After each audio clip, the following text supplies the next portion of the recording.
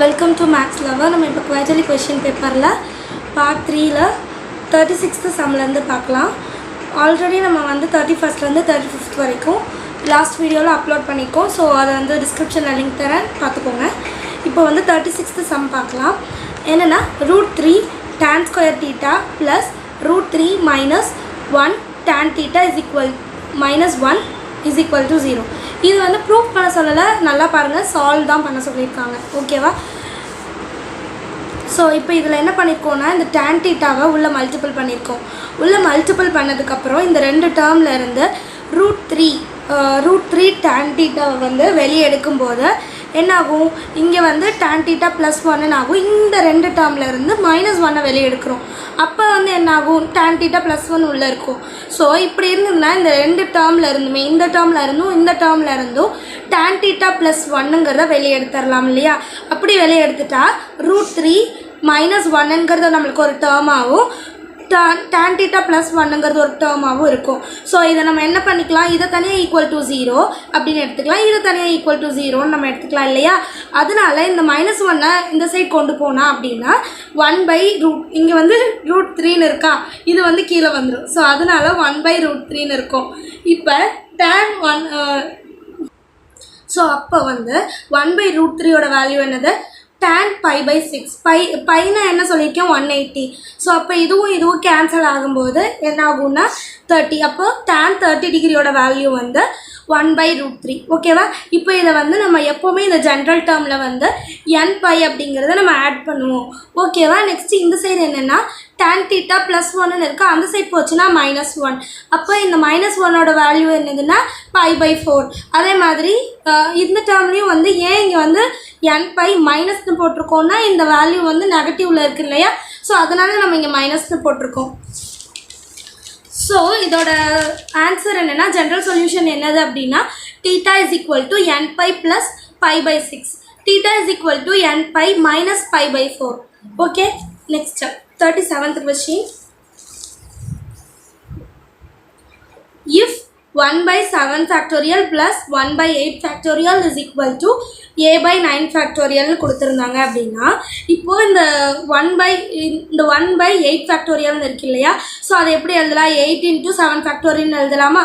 அதே மாதிரி a divided by இங்கே வந்து 9 × 8 × 7 factorial எழுதலாமா? இப்போ இந்த ரெண்டு டேர்மில் இருந்துமே 7 factorial காமனாக வெளியே எடுத்துட்டோம் அப்படின்னா இங்கே இருக்கிற 7 factorial இங்கே இருக்கிற 7 factorial கேன்சல் பண்ணிடலாம். ஸோ அதனால அதுக்கப்புறம் இந்த ரெண்டு இதையும் நம்ம சால்வ் பண்ணும்போது 8 + 1 divided by 8 is equal to a/, இங்கே வந்து 9 × 8 மட்டும் இருக்கும். 7 factorial கேன்சல் ஆயிடுச்சு இல்லையா? அதனால இந்த 8 இந்த 8 கேன்சல் ஆயிடுச்சுன்னா நம்மளுக்கு அடுத்த டேர்மில் என்ன இருக்குன்னா, 9/1 a/9 இருக்கும். ஸோ நம்மளுக்கு தேவை ஏவோட வேல்யூ இல்லையா? ஸோ அதனால் இந்த 9 இந்த சைடு வந்துருச்சுன்னா 9 × 9 இஸ் ஈக்குவல் டு ஏன்னு இருக்கும். ஸோ ஏவோட value 81. Okay, next sum 38th. If NPR is equal to 720 and NCR is equal to 120, find the value of N and R. ஓகேவா? இப்போ இந்த சம் எப்படின்னு பார்க்கலாம். இப்போது நம்மளுக்கு ஜென்ரல் ஃபார்ம் என்னென்னா NPR divided by NCR is equal to R factorial. அப்போ இது ரெண்டு வேல்யூ நம்ம டிவைட் பண்ணோம்னா 6ன்னு கிடைக்கும். 6ஓட ஃபேக்டோரியல் வேல்யூ என்ன, 3 ஃபேக்டோரியல். அப்போ இது ஈக்குவல் டு R ஃபேக்டோரியல் மீனிங்காக அப்போ இந்த ஃபேக்டோரியல் கேன்சல் ஆகி ஆரோட வேல்யூ நம்மளுக்கு 3ன்னு கிடச்சிரும். ஓகேவா? இப்போ நம்மளுக்கு என்னோட வேல்யூ கண்டுபிடிக்கணும் இல்லையா? ஸோ அதனால இந்த வேல்யூவில் ஆருக்கு பதிலாக 3ல சப்ஸ்டியூட் பண்ணிக்கலாம். 3ல சப்ஸ்டியூட் பண்ணோம் அப்படின்னா இப்போ நம்ம இங்கிருந்து மேலே இருக்கிற டேர்மில் வந்து 3 டேர்ம் எழுதுவோங்கிற மீனிங். அதனால இங்கே n - 1 n - 2 டிவைடட் பை இங்கே 3 ஃபேக்டோரியல்னு எழுதுவோம் இல்லையா? ஸோ 3 ஃபேக்டோரியலோட வேல்யூ வந்து 6. அதனால இங்கே 6ன்னு எழுதியிருக்கோம். இஸ் ஈக்குவல் டு 120 தானே ஆன்சர், அதனால இங்கே எழுதியிருக்கோம். ஸோ இந்த 6 இந்த சைட் போயிடுச்சு அப்படின்னா, ஸோ இந்த இதை நம்ம பிரித்து எழுதணும் அப்படின்னா என்னோட வேல்யூ வந்து 10ன்னு கிடைக்கும். ஸோ என்னோட வேல்யூ 10, ஆரோட value 3. Okay, next question 39th question. If Tk is the kth term of Gp, then show that Tn minus k, Tn plus k also form of a Jp.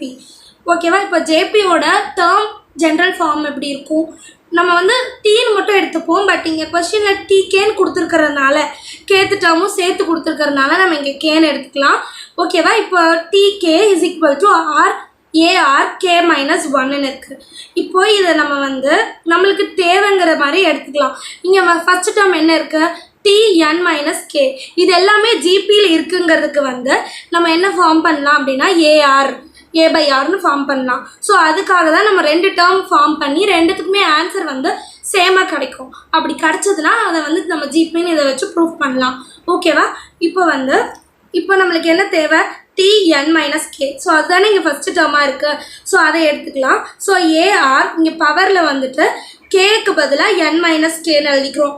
-1. அதுக்கப்புறம் TN தானே நம்மளுக்கு தேவை. So கேக்கு பதிலாக நம்ம இங்கே என் மட்டும் போட்டுக்கலாம். ஓகேவா? இப்போ நம்மளுக்கு லாஸ்ட் டேர்ம் வந்து என் ப்ளஸ் கே. ஸோ அதனால இங்கே கேக்கு பதிலாக என் ப்ளஸ் கே -1ன்னு எழுதிக்கலாம்.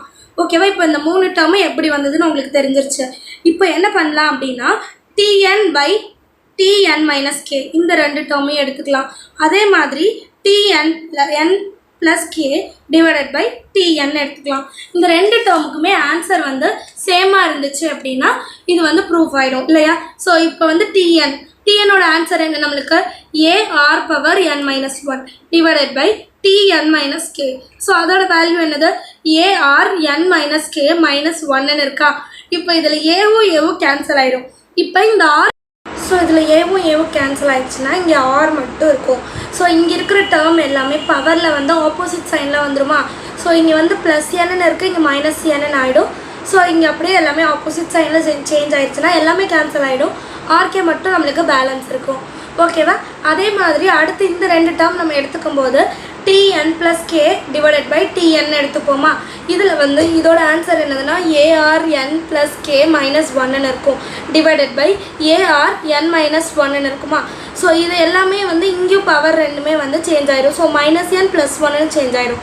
ஸோ இதில் எல்லாமே கேன்சல் ஆகிட்டு நம்மளுக்கு ஆர்கேன்னு இருக்கும். ஸோ இதோட ஆன்சரும் இதோட ஆன்சர் ரெண்டுமே வந்து நம்மளுக்கு ஆர் பவர் கேன்னு இருக்கிறதுனால இது எல்லாமே வந்துட்டு ஜிபியில் இருக்குன்னு நம்மளுக்கு ப்ரூஃப் ஆகிடுச்சு. ஓகேவா? நெக்ஸ்ட்டு வந்து 40th sum. Find the equation of a parallel line and a perpendicular line passing through the point to the line. அதாவது இந்த பாயிண்ட் வந்து இந்த லைனுக்கு பாஸ் ஆகும்போது 2 ஈக்குவேஷன் நம்மளுக்கு வந்து ஃபார்ம் ஆகுது. அது 2 ஈக்குவேஷன் என்னன்னு கேட்குறாங்க, அவ்வளோதான். ஸோ அதை எப்படி நம்ம கண்டுபிடிக்கலாம் அப்படின்னா பார்க்கலாம். இப்போ parallel line perpendicular line. ஓகேவா?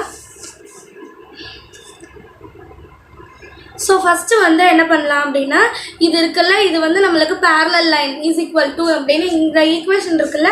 ஸோ அதே தான். இது எதுக்கு ஈக்குவல் அப்படின்னா parallel அப்படிங்கிறதுனால ரெண்டுமே நம்மளுக்கு சேமாக தான் இருக்கும். ஸோ அதனால ஞாபகம் வச்சுக்கோங்க. அப்போ இந்த x1 y1க்கு பதிலாக நம்ம 1 2ன்னு போட்டோம் அப்படின்னா 3 ப்ளஸ் இங்கே வந்து 8 இருக்குமா? ஸோ இது ஆட் ஆகும்போது 11. ஓகேவா? நெக்ஸ்ட்டு இது ஒரு parallel லைனுக்கான ஃபார்மேட்.